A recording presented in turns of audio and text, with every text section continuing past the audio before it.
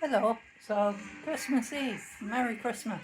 There's my Christmas tree in Rainbow Corner. Yay! So yeah, today, excuse the Christmas music. Today I've got to do a lot of cooking.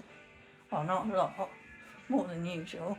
But so what me and John are doing today is we're having a buffet, a Christmas buffet type thing for dinner while we sit and watch movies all day, basically.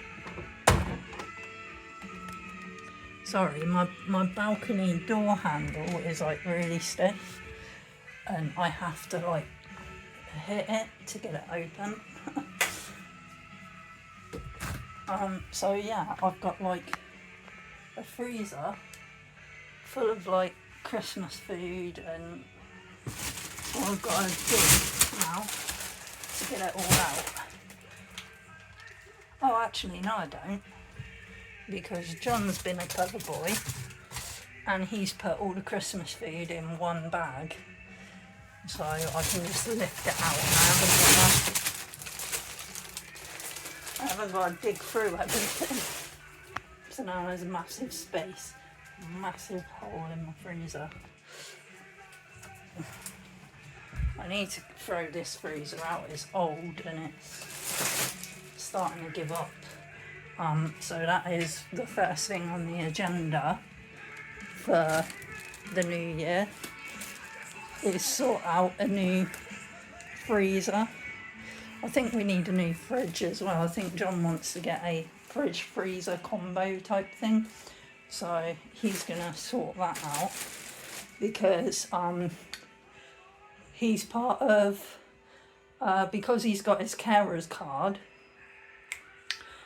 he's on the carers discounts website and they have some really good discounts on there for carers, for unpaid carers. We got our, I don't know if you can see that, our new washing machine. We got that from the carers discount page. And I think, if I remember rightly, the original price in stores was something like £500. And I think we only paid like 200 for it, just over 200 probably, give or take. So they do some pretty good discounts on there. I have shared that link to my Facebook page before, but I will share it again on my Facebook page. So if you're interested in that, head on over to Facebook and have a look. Morning, John. Hello. You look a bit of a mess. I am a mess. Yeah, John's only just woken up. So all our food we've got from Iceland. I'm not sponsored by them. I just like their supermarket because they do good deals and good food. Who doesn't love a Bailey's chocolate eclair? But like we got loads in there. I don't think I'm going to cook all of this because I think it'll be too much, especially for me. Because I've been struggling with my eating lately due to ARFID. It's like literally up and down. Last week I've barely eaten anything. I've been cooking like meals and stuff and trying to eat, but I manage a few mouthfuls and then I'm like, no, can't do anymore because I end up feeling ill. So this might be a bit ambitious, all this food, but I'm hoping that being distracted by the movies, I will just subconsciously snack because the food's there in front of me, if that makes sense. So I'm hoping that's how that happen. But yeah, but I've got to try and organise all of this stuff and decide, because this all cooks in the air fryer. So, and my new air fryer, it's got 2 drawers, so I've got to try and fit everything in there. And I know some of you might be thinking, what about your oven? You've got an oven sat there. Yeah, it doesn't work properly. The hobs work. There's more Christmas food in this bag. But yeah, the hobs work, but the oven doesn't properly. And also, I don't know if you can see here, it will not open fully because of my new washing machine. Now, we did measure that gap, and on the website it said the washing machine was the same size as our old one, so we were like, yeah, sure, that'll fit fine. When it arrived, it was a different story. We plumbed it all in, shoved it back, and it won't go back anymore. So it's a little bit longer than our old one. So, but either way, we're not too bothered, because I've been planning on getting rid of cooker altogether, because I struggle bending down, getting in and out of the oven with my disabilities and all. So using things like these little air fryers and the Pressure King Pro that needs a wash at the moment is much easier for me, because they're all on the countertop and I don't have to bend down, you know. Sorry John, I'm trying to get organised here, but getting organised and being organised is not my strong point. We got mini pizzas. Right, I'm look. Churros, mini churros. What they filled with? Hazelnut chocolate. Dipped in hazelnut chocolate. Oh no, they're filled with. Yeah, they're filled with. Look. Oh, I love churros. Probably a little too much. that's a defrost. That's a snacky. That's a Corn on toast. One of my favourite things from the Chinese. Right. Mozzarella sticks. What's this?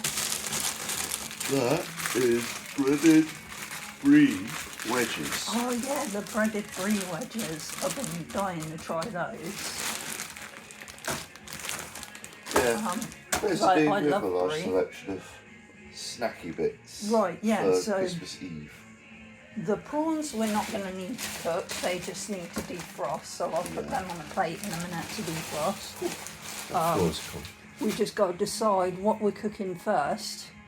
And are those air dryer drawers clean? Are they good clean? They're not, they're greasy. They need a clean. These ones will take a moment. Ooh, spicy chicken skewers. Sticky. Oh, sticky, I thought that said spicy. Yeah. I'm dyslexic, by the way, just in Yeah. case you didn't know. So those two can go in together onto a tray together in the oven. Yeah, how many are in there?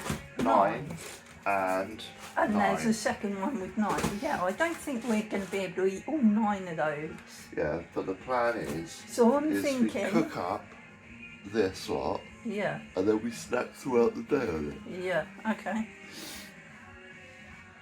And then we've got that as a maybe as like a meal type thing, but we don't have to cook that for now. We had one of these, what was it, a couple of weeks ago. Yeah, a couple of days ago. I did it with mashed potato, and I fried up some onions and stuff like that, and did some onion gravy. It was lovely. Me and John ate like half each of the pinwheel, and it was really delish. Oh yeah, and we have panettone, which I am a big fan of. I love this stuff. It's a classic. Love it. We've got a chocolate one for actual Christmas. Oh yeah, and we've got chocolate one for tomorrow. Yeah. So, we also have some like other sweet bits, don't we? We have like chocolate wafers, I think, somewhere in the front they're room. on the table. Yeah, so we're going to get down to sorting this lot out and cooking it. I will see you when it's done in a minute. Hello, I'm back. We've finished cooking the feast. Yeah, so hopefully you can see that. All that food. So here, this side, we have like our cheese board and all our bits and pieces to go on crackers and stuff. We have a bit of smoked salmon, we have salami and pepperoni slices, sweet onion chutney, got brie, Stilton, got loads of cheeses, which is going to be fun because I'm lactose intolerant. But you love cheese. Well, I'm not lactose intolerant, I'm lactose sensitive. So, yeah, that's going to be a problem for another day though. But we've got a little prawn ring thingy. We've got the quiches. We've got mini pizzas and mini garlic breads. We've got all of this, loads of stuff. We've even got John bought me a nice bottle of Tequila Rose yesterday, so we're gonna have a glass of that each in a minute, and we're gonna put some movies on and watch some Christmas movies, and I think there was one we both want to see, isn't there? A new one out. Yeah, red one. Yeah, Red One, yeah, and there's another one I've seen with Jack Black in it. Dear Santa. Dear Santa, yeah, I want to see that one. So they're two we're probably going to watch. And then tomorrow we get to watch Die Hard Trilogy. I'm joking. But yeah, so I was talking in other videos about ARFID and how to help support your family members or friends who suffer with ARFID or eating disorders, how to support them over Christmas, because it can be, for someone with an eating disorder, it can be very nerve-wracking, and you know, it's just a lot of anxiety around food, and it can be like Christmas is all about food, isn't it, really? And everyone at Christmas is trying to feed you. All the elderly relatives, that's all they want to do. Especially with me, all my elderly relatives are always like, "You're so skinny, you need to put some meat on your bones." And then they fill a plate up for me and like, "Here, go eat that." And I'm just like overwhelmed by the sheer amount of food and get anxious. And then because I'm anxious, I start feeling ill. And it triggers the ARFID, and then triggers the aversions and everything like that. So one of the best ways I've found that helps me during big feasts and stuff is set up like a buffet. You know, so it's all there, and definitely do not put pressure on someone with an eating disorder. Don't put pressure on them to eat, because that will trigger them even more and it will make the anxiety even worse. The best way is just have the food there and then graze. People can just come along and graze, because that's what I do. I don't get a plate and fill it up, because I know I'm going to get overwhelmed sat there looking at that plate full of food, and then I'm not going to be able to eat it. So I basically just graze. I'll pass by the table, grab one piece of food, go and sit down and eat that, and then a bit later come back for some more, you know, because I find that's less overwhelming for me. Probably not for all people with eating disorders. We're all different, we all manage differently. But yeah, that's my tip. for big events like Christmas and parties and stuff like that. But yeah, we're gonna tuck into this. Them prawns are looking good, but they're still a tiny bit frozen. So I'm probably gonna eat them a bit later, let them defrost a little. But yeah, we got loads of food. Do you want to add anything, John? I don't know if I can. Yeah. I've got a few tips. One of the tips that I think a lot of people forget about is if you're having lots of relatives over, you've got to make sure there's space for people to get around, especially if you've got somebody that's disabled or mobility impaired. If your place is packed out and they can't move around, make sure they're sat somewhere so that if they need to get up to go to the toilet or something, that they're able to. Yeah, but saying that, that's all well and good, and I agree with you there. Obviously, making sure that everything is accessible, yeah. But as well, I've noticed some able-bodied people can go overboard with that. And it's the case of sometimes they're too much with it, and it makes me feel like I'm being treated special, you know. Yeah. And I don't want to feel like that. All I really I want to mean, feel like I'm being treated the same as everyone else. Yeah. All I'm saying is don't put Granny in the middle.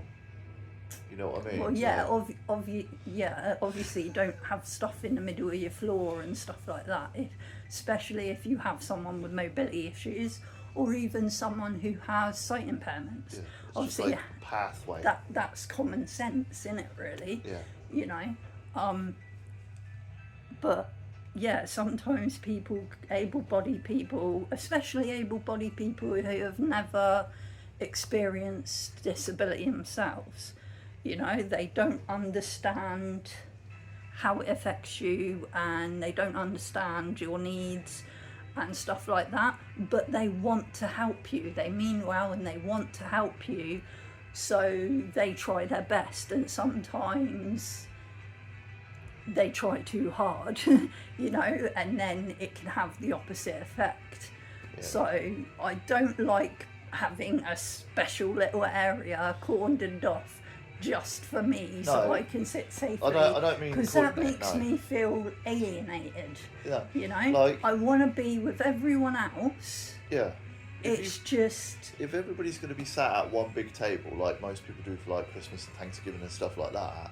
Yeah. If the toilet is like down the corridor, right, always make sure there's a way so that people can get to that corridor.